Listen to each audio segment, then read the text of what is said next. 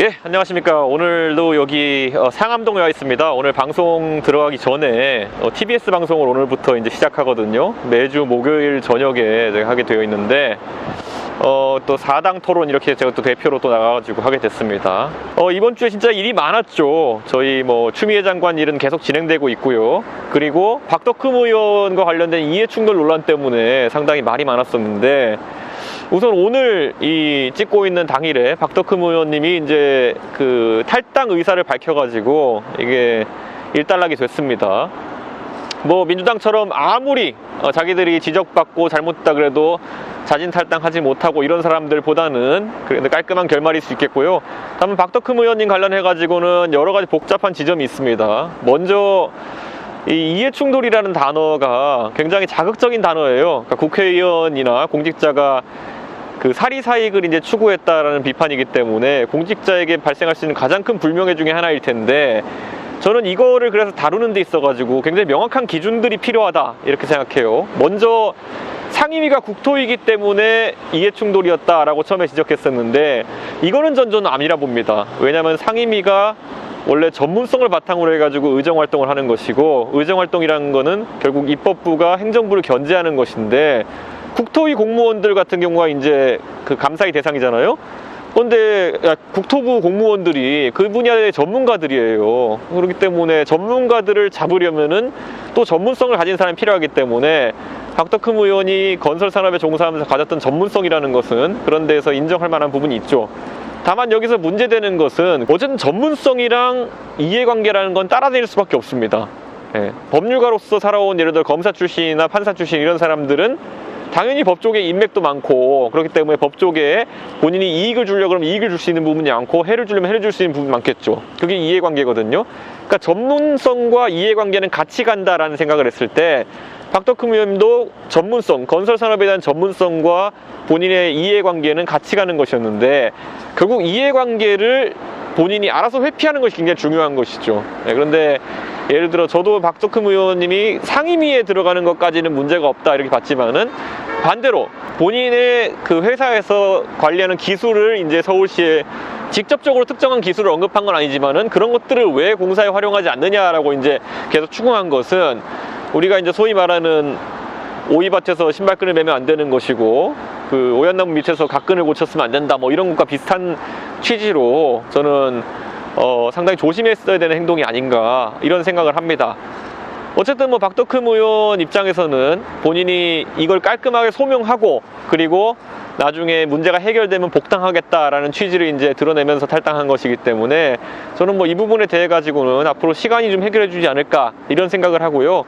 지금까지 민주당이 지난 한 주 동안 굉장히 공세에 열을 올리고, 이걸 바탕으로 해가지고 추미애 장관 아들 문제나 이런 것들을 좀 물타기 하려고 했던 것 같은데, 그 시도는 바로 꽝입니다.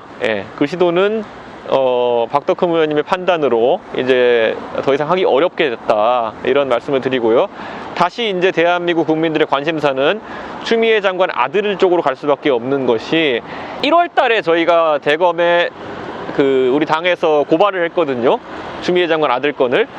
그런데 그게 6월이 되어서야 이제 참고인 조사를 시작했어요. 그게 왜 그러냐면은 4월까지 선거가 있고 이렇기 때문에 그건 이해할 수 있는 부분이 있어요. 근데 6월에 당직사병이나 이렇게 조사를 한 다음에 지금 이제 9월 될 때까지 별일이 없었어요. 아무것도 안 하고 있다가 9월 돼가지고 또다시 야당이 굉장히 지적을 하니까 또 이제 막 사람들 불러제끼고 이렇게 하는데, 저는 이제 9월 말이 되어가지고 이제 추석이 이제 다가오잖아요.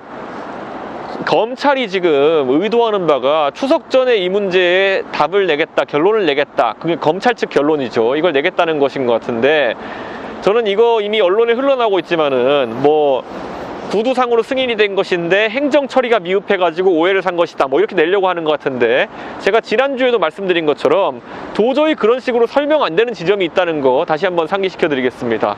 만약에 구두로 승인이 된 다음에 행정적으로 처리만 미흡했다, 나중에 기록물 남기는 건 미흡했다 그러면은, 자, 구두로 승인을 받았으면은 어떤 식으로든지 그 추미애 장관 아들 서일병에게 구두로라도 전달이 됐어야 되는 거 아닙니까? 너 지금 휴가 연장 처리됐다라는 거를 어떻게든 전달했어야 되는데, 그게 전달이 안 되었기 때문에 23일에도 25일에도 당직사병이 연락을 했을 때 추미애 장관 아들은 아, 나 휴가 연장된 거 맞다 라고 확답을 하지 못했던 것이죠. 그리고 나서 나중에 대위가 따로 이제 당직사병에게 찾아가는 총극이 발생한 것이기 때문에 진짜 우리가 다시 한번 생각해 보면은 그때 만약에 연장이 이미 승인이 되었고 만약 알고 있었다면은 구두로든지 뭐든지 간에 알고 있었다면은 추미애 장관 아들은 절대로 복귀하겠다는 얘기를 하는 것이 아니라 나 이미 연장되었다, 네가 알아봐야 되는 것이다 라고 얘기해야 된다라고 지난 시간에 말씀드렸었는데, 이거 아직까지도 추미애 장관 측에서 명확한 대답을 내놓지 못하고 있습니다. 하고 있는 답은 무조건 당직사병이 전화한 일이 없다 이렇게 얘기하고 있는데, 검찰발 기사를 보면은 당직사병들이 23일과 25일이 각각 다른 사람입니다. 25일이 여러분들이 잘 알고 있는 그 현병장이고요, 23일은 다른 병사인데, 이 전화한 거 부분에 대해 가지고 23일에 전화한 내용은 이미 확인했다는 것이 검찰 측 발언을 받아서 한 보도에 나와 있거든요. 그러니까 저는 이게 만약 검찰 측 그 발언발 보도가 사실이라고 한다면은 좀 추미애 장관 측은 이미 승인이 되었고 구두로 승인되었기 때문에 행정처리 미숙이다라는 이 논리를 계속 전개하기가 어려운 지점이 있다, 전 이렇게 보는 거죠. 어쨌든 그래가지고 이제 그 추석 전에 이런 결론을 내놓겠다는 이유는 명확하죠. 이제 추석 때 뭐 올해는 코로나 때문에 얼마나 많은 분들이 귀성을 할지 모르겠습니다만은 추석 때 귀성하게 되면은 보통 정치인들에 관한 이야기 이런 것들이 차례상인데 있는데 오르게 되는데, 이런 부분이 여당에게 결코 좋을 것이 없다라는 생각을 하는 것 같아요. 그래가지고 원래 여당의 계획이라 하면 추미애 장관 문제를 검찰 조사 결과 발표로 일단락하고 박덕흠 의원님 건을 굉장히 키워가지고 그걸로 어떻게든 뭐 물타기를 좀 해보려는 시도가 아니었나 이렇게 생각하는데, 저는 안 될 것이다, 저는 이렇게 보고요. 이번에 그 재난지원 관련해 가지고 2만 원 이제 지급하지 않겠다, 이렇게 그 일부 계층에게 지급하지 않겠다라고 결국 결론이 났는데요. 기본적으로 그 2만 원 선심 쓰겠다고 나선 것 자체가 완전 무논리의 무근거였다는 것을 나타냅니다. 자, 이번에 보면은 결국 경제활동을 많이 하는 30대 40대는 제껴놓고 나이 많은 분들과 젊은 사람들에게 이제 나눠가지고 지급을 하는데, 자, 애초에 그 민주당에서 이 2만 원 통신비 지원이라는 정책을 왜 하는 것이냐라고 물었을 때 해괴한 얘기를 했어요. 언택트가 활성화되어 가지고 뭐 화상회의하고 이런 데 트래픽도 많이 들고 하기 때문에 모바일 통신 비용이 증가할 것이기 때문에 그것을 경감시키기 위해 가지고 국민들에게 2만 원씩 지원하기로 했다 이랬거든요. 자, 그런데 여기 잘 생각해 보시면요, 글쎄요, 자, 지금 그러면 결국 지원하기로 남긴 계층, 노인층이나 아니면은 아주 어린 계층이 출퇴근을 많이 하는 계층은 아니거든요. 자, 그러면 이동 간에 모바일 데이터를 사용할 일이 많지 않은 사람들이에요. 예를 들어 노인층 같은 경우에는 집에 거주하면서 TV를 볼 수도 있는 것이고 와이파이를 볼 수 있는, 이분들이 화상회의를 하진 않을 것 같거든요. 자, 그러면은 청소년이나 이제 나이 젊은 대학생층, 이층 같은 경우에는 예를 들어서 지금 학교 안 가잖아요, 지금. 예, 안 가는 상황 속에서 어떤 데이터가 지금 이제 더 많이 쓰인다는 것인지 설명을 잘 못해요. 그러니까 이 통신비 지원 정책이라고 하는 것은 결국에는 처음에 그 근거로 우리가 어떤 세금이든지 쓰려면은 근거가 있어야 되고 기대되는 효과가 있어야 되는 것이거든요. 설명할 때 데이터 사용량이 늘어나기 때문에 그것을 경감시키기 위해 가지고 지원한다 그랬는데, 지금 와서 보면은 결국 그렇게 데이터 사용량이 늘어날 것이라고 예상되는 계층에는 지원을 하지 않는 이런 해괴망측한 상황이 발생했습니다. 그렇기 때문에 애초에 이 지원 근거 자체가 다 뻥이었다는 것이죠. 결국은 남는 것은 2만 원씩, 그래서 가구당 한 6만 원에서 8만 원 사이를 지원해 가지고 이제 선심 쓰기를 하려고 했던 것인데, 우리 야당이 지적했던 것처럼 이거는 어차피 통신비는 자동이체로 이제 지출하는 비용이 높기도 하고, 그러다 보니까 사실 티가 잘 안 나는 비용이기도 하고요. 기본적으로 뭐 이렇게 표현하면 적절할지 모르겠습니다만은 통신비가 늘어났다는 주장 자체도 사실 뭐 무제한 데이터 요금제 사용 비율이 굉장히 높은 상황 속에서 측정하기 어려운 부분도 있고, 저는 이번에 우리 당에서 허은하 의원님이 지적하신 부분을 보면은 여기서 다회선 사용자, 그러니까 한 사람이 핸드폰 여러 개 갖고 있는 것들을 또 걸러내기 위해 가지고 이걸 전담으로 하는 그 센터를 10억 들여 설립한다 그랬거든요. 그게 예산안에 들어있었어요. 완전 넌센스인 거죠. 다회선인 이용자를 추려가지고 그 사람들한테 중복 지원하지 않기 위해 가지고 10억 원 들여가지고 콜센터 직원들을 고용하고 이거 뭐 데이터베이스 처리를 한다고 하는데, 저는 이런 것들 보면서 진짜 비효율의 극치를 가려고 했구나. 그 10억 들여 센터 차렸으면 또 인건비로 나가는 비용이 얼마였겠습니까? 저는 이런 부분 때문에라도 참 두서없이 무책임하게 지원 결정을 했구나, 이런 생각이 전 드는 부분이 있습니다. 그리고 이번에 뭐 저는 지역화폐 관련해 가지고 이재명 지사가 이제 논란이 이제 시작되고 있는데요. 이 지역화폐를 여러분이 살펴보시면은 결국에는 글쎄요, 10% 할인 혜택 때문에 쓰는 분들이 굉장히 많거든요. 근데 이게 원래 의도대로라면은 상계동에서 사는 사람이 밖에 나가서 먹고 올 저녁을 상계동에 와서 먹어라, 뭐 이런 취지도 있는 것이고, 어쨌든 지역 경제를 활성화시키는 이런 의미일 텐데, 지금 이 10% 할인 때문에 사람들이 매입하는 게 첫 번째 이제 동기고요. 자, 이 상황 속에서 가장 문제되는 건 뭐냐면은 상품권 방식이기 때문에 기본적으로 자, 여유 자금이 있는 사람들만 살 수 있다는 것을 제가 계속 지적하거든요. 저도 이번에 노원사랑 상품권이라 해가지고 서울에서 이제 자치구들별로 판매하는 상품권을 제가 사뒀는데, 이게 한 사람당 구매 한도가 회차당 100만 원 아니면 이렇게 70만 원씩 이렇게 있어요.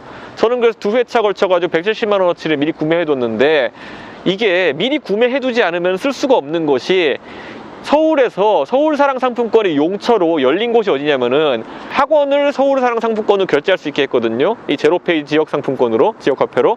자, 우리 가정에서 일반적으로 애들이 학원 다니는 경우에 가장 마지막에 없애는 비용 중에 하나가 학원비일 겁니다. 외식비 줄이고 나중에 정 안 되면 학원비 줄일 겁니다. 가게가 어려워지면은. 그래서 어차피 지출해야 되는 비용이고, 첫째로는. 두 번째로는 이 학원비 같은 경우에는 어차피 우리 동네에 지출할 수밖에 없는 비용입니다. 아무리 잘 가르치는 선생님이 있다 해가지고 노원구에 사는 학생이 예를 들어 마포구에 가서 배운다? 그런 경우 굉장히 드뭅니다. 통학 시간 날리는 시간이 많기 때문에. 그래서 굉장히 어차피 동네 주변에서 쓸 수밖에 없는 비용이기 때문에 지금 학원비 지원을 이 서울사랑 상품권이 열어주면서 그 학원비 지출이 당연하게 예상되는 그 학부모들 같은 경우에는 그거 판매 열리자마자 100만 원 한도까지 다 사재기를 하거든요. 왜냐, 그렇게 사놓으면 학원비 낼 때 내면 10% 할인이 되니까.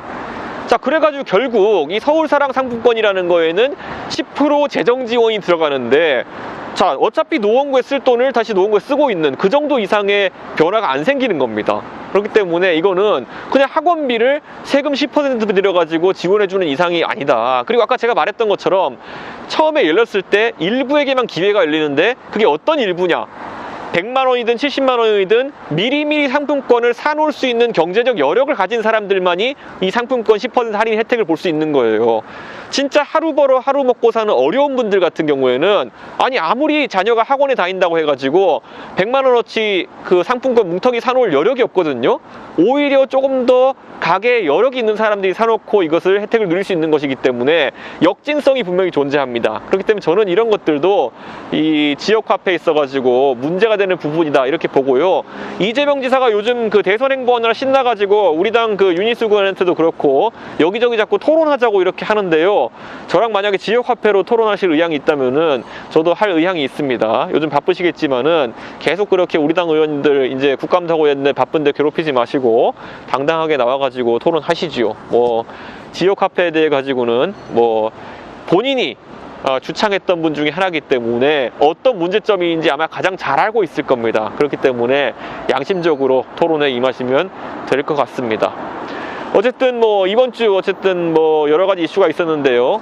다음 주 이제 추석 주간인데 다들 이번에는 코로나 때문에 내려가지 못하시는 분도 있고 한데, 어쨌든 그 전에 마음을 전할 분들이 있으면은 미리미리 인사드리는 것도 빼놓지 않으셨으면 좋겠습니다. 여기까지 하겠습니다. 감사합니다.